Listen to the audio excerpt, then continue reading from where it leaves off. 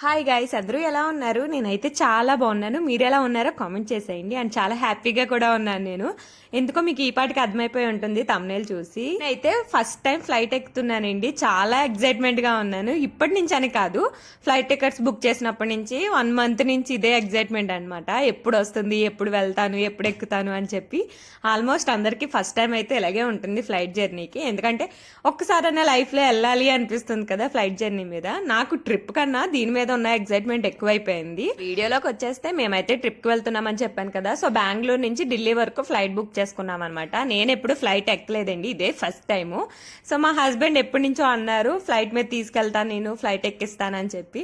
Final గా ఈ రోజు అయితే స్టార్ట్ అయ్యాము. ఫ్లైట్ వచ్చేసి 1 o'clock బుక్ చేశారు. సో మేము మార్నింగే స్టార్ట్ అయిపోవాలి, ఎందుకంటే మేమున్న ఏరియా నుంచి 2.5 hours అన్న పడుతుంది ఎయిర్పోర్ట్ కి వచ్చేసి.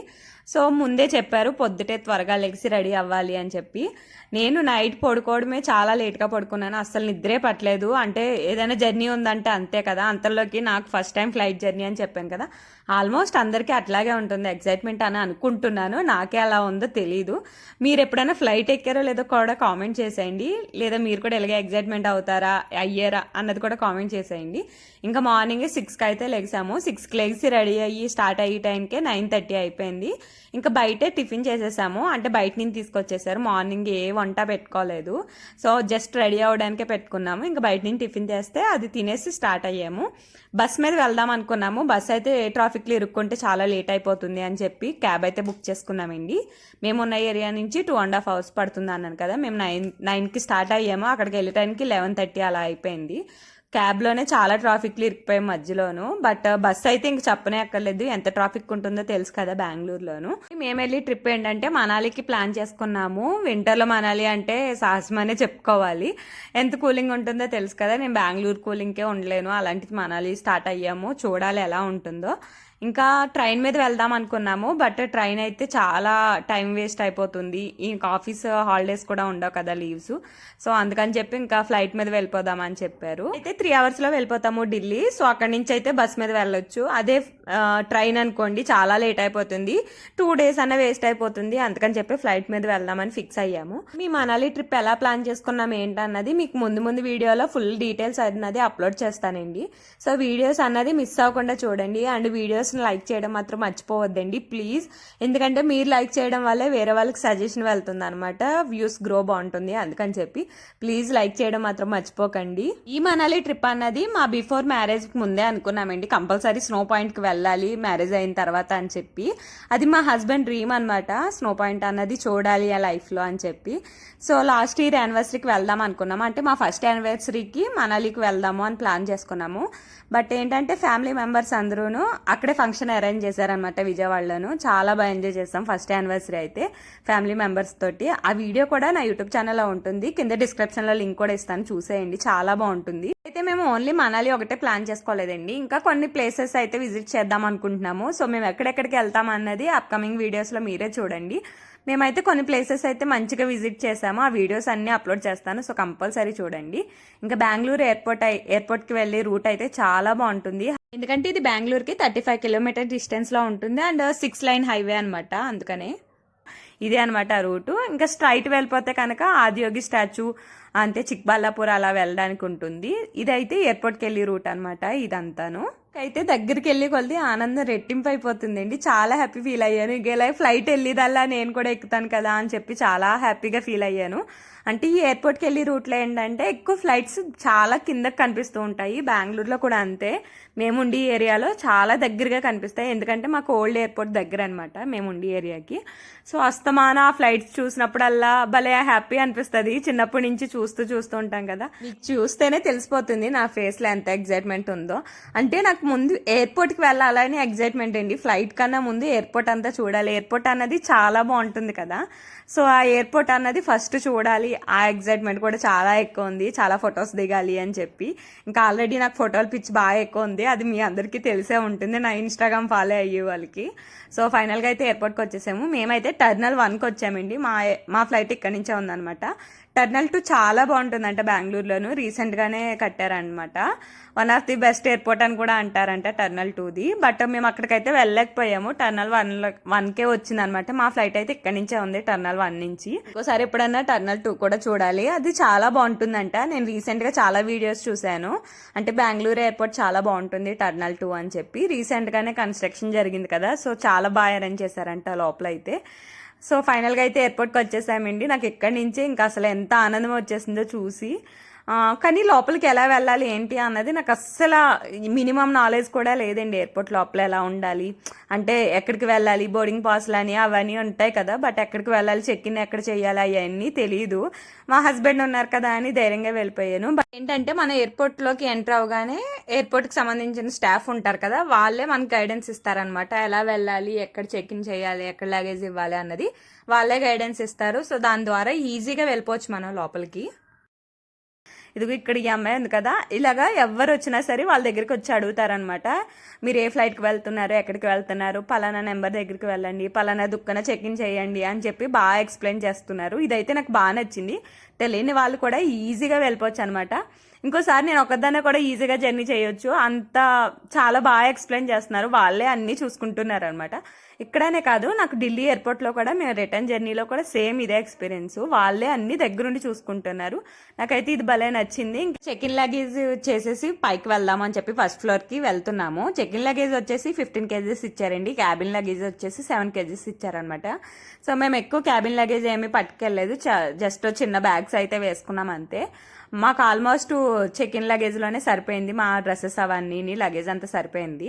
ఇంకా అక్కడి నుంచి ఫస్ట్ ఫ్లోర్కి అయితే వచ్చేసాము. ఇక్కడైతే భలే ఉంది నాకు, అంటే ట్రీస్ అవి ఫొటోస్ దిగడానికి చాలా మంచి ప్లేస్లా అనిపించింది. నాకు బాగా నచ్చింది. ఇక్కడ మేము 11కి వెళ్ళామన్నాం కదా, ఫ్లైట్ వచ్చేసి 1 o'clock అనమాట. అప్పటి వరకు ఏం చేస్తాం అనుకున్నాను, కానీ నాకు ఎయిర్పోర్ట్లోనే అసలు టైం ఇలా అంటే అలా అయిపోయింది.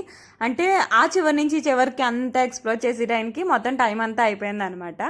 సో నాకైతే ఇక్కడ షాప్స్ అవి బాగా నచ్చినాయి, చాలా ఐటమ్స్ ఉన్నాయి ఇక్కడ. బట్ ప్రైసెస్ కొంచెం ఎక్కువే ఉంటాయి ఇక్కడ ఎయిర్పోర్ట్లోను. మేమైతే లాంజ్కి వెళ్దాం అనిపించింది, ఎందుకంటే నాకు ఫ్లైట్కి వెళ్తాము అని చెప్పగానే ఫస్ట్ గుర్తొచ్చింది లాంజ్ అనమాట. ఎయిర్పోర్ట్కి వెళ్ళినప్పుడు కంపల్సరీ లాంజ్ ఎక్స్పీరియన్స్ చెయ్యాలి, వెళ్ళాలి అని చెప్పి. లాంజ్ అంటే ఏంటంటే, అంటే తెలియని వాళ్ళకి చెప్తున్నాను, మనకి క్రెడిట్ కార్డ్స్ వల్ల స్పెసిఫిక్గా కొన్ని కార్డ్స్ ఉంటాయి, ఆ కార్డ్స్ వల్ల మనకి లాంజ్ ఎంట్రీ ఉంటుంది అనమాట రూపీస్కి. సో మనం ముందే ఎయిర్పోర్ట్కి వెళ్ళి ముందే చెక్ చేసుకోవడం బెస్ట్, అంటే మనకి యాక్సెస్ ఉందా లేదా మన కార్డు. నేను ఇది కూడా ఏదో వీడియోలో నేను చూశాను, ఈ లాంజ్ గురించి చాలా వీడియోస్ చూశాను, నాకు తెలుసు ముందే. సో ఫ్లైట్కి వెళ్తున్నాం అనగానే ఫస్ట్ నేను లాంజ్ ఎక్స్పీరియన్స్ చేయాలని ఫుల్గా ఫిక్స్ అయిపోయాను. అందుకే మేము 11 o'clock కల్లా వచ్చేసి ఇలా ప్లాన్ చేసుకున్నాము. సో ఎలాగ 2 hours ఉంటుంది కదా, తిరగడానికి తినడానికి కట్ట సరిపోతుంది అని చెప్పి. ఇప్పుడైతే మేము లాంజ్కి స్టార్ట్ అయ్యాము. అది ఎక్కడుందా అని చూస్తున్నాము. ఈ మూల నుంచి ఆ మూలకు ఉందేమో ఎయిర్పోర్ట్, తిరగడమే సరిపోయింది అటు ఇటు మాకు.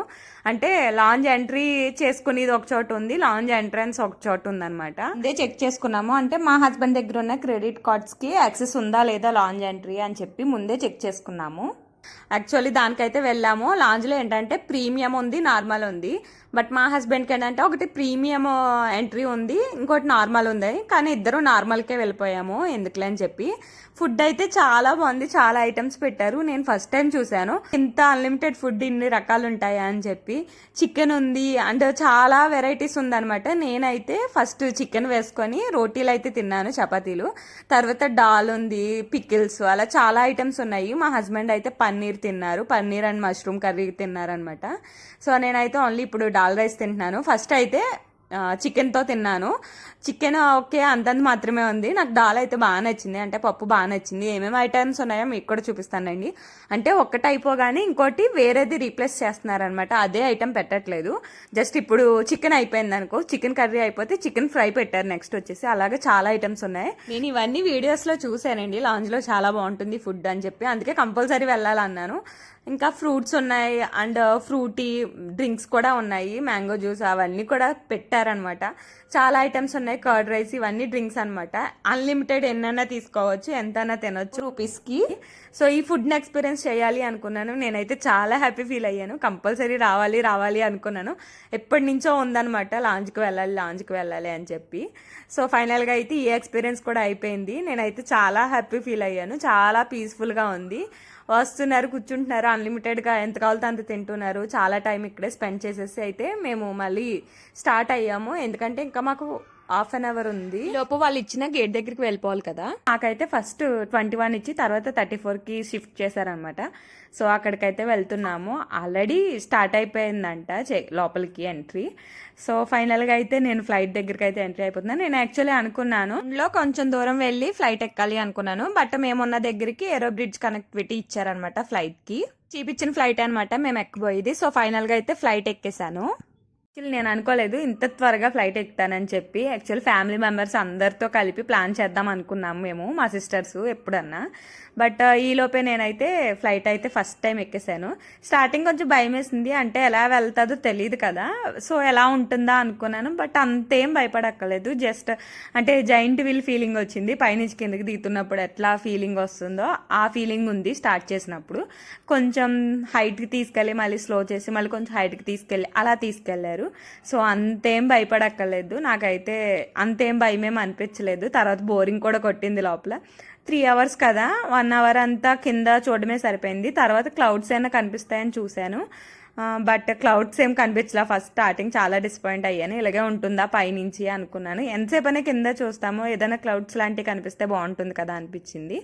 కానీ కాసేపటి తర్వాత దూరం నుంచి కనిపించినాయి అనమాట. ఇంకా కింద ఏం కనిపించకుండా మొత్తం క్లియర్ అయిపోయింది. సో ఇంకా కొంచెం పైకి వెళ్ళాక ఏంటంటే కింద మొత్తం కనిపించలేదు, ఇంకా పైన క్లౌడ్స్ మాత్రం కనిపించినాయి. నాకైతే చాలా హ్యాపీ అనిపించింది. ఈ ట్రిప్ ప్లాన్ చేసుకున్నప్పుడే ఫ్లైట్ మీద వెళ్దాం అన్నప్పుడే చెప్పేశాను నాకు విండో సీట్ కావాలి అని చెప్పి. దానికి ఎక్స్ట్రా మనీ అప్పుడే పే చేసి విండో సీట్ అయితే తీసుకున్నాము. ఇంకా విండో సీట్ వస్తే అది ఆబ్వియస్లీ లేడీసే తీసుకుంటారు కదా. సో మా హస్బెండ్ మధ్యలో కూర్చోబెట్టేసి నేనైతే విండో సీట్ దగ్గర కూర్చున్నాను.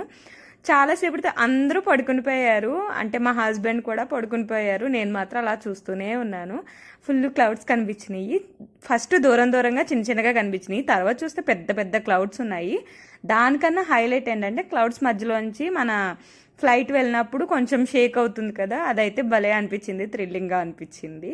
సో మీరే చూడండి ఎంత పెద్ద క్లౌడ్స్ ఉన్నాయో ఇక్కడ. ఫస్ట్ టైం కదా, సో ఇలా చూడడం అదిని. మా హస్బెండ్ ఫుల్ పడుకున్నారు. ఇంకా అస్తమాను క్లౌడ్స్ వచ్చినప్పుడల్లా నిద్ర లేపేసి ఇక్కడ చూడే ఎంత బాగుంది, అక్కడ చూడే ఎంత బాగుంది, ఇంక ఇదే చెప్పడం. నాకైతే ఇది బాగా నచ్చింది ఎక్స్పీరియన్స్. ఫైనల్గా మేమైతే ఢిల్లీ రీచ్ అయిపోయామండి. ఢిల్లీ రీచ్ అయ్యే ముందే మనకి అనౌన్స్మెంట్లో చెప్తారనమాట మన లగేజ్ ఎక్కడ పిక్ చేసుకోవాలి ఏంటి అన్నది. మాది వచ్చేసి బెల్ట్ నెంబర్ 4 దగ్గర పిక్ చేసుకోవాలని చెప్పారు. సో అక్కడికైతే వెళ్ళాము. బట్ అక్కడికి వెళ్ళే టైంకి ఏమైందంటే లగేజ్ మిస్ అయిందనమాట. అందరి వచ్చేసింది, ఆల్మోస్ట్ వెళ్ళిపోయారు. బట్ నా లగేజ్ మాత్రం రాలేదు. చాలాసేపు వెయిట్ చేసాము. ఇంకా పక్కనే ఉన్న ఎయిర్లైన్ స్టాఫ్ వాళ్ళు ఉంటారు కదా, వాళ్ళకైతే కంప్లైంట్ రేస్ చేసాము.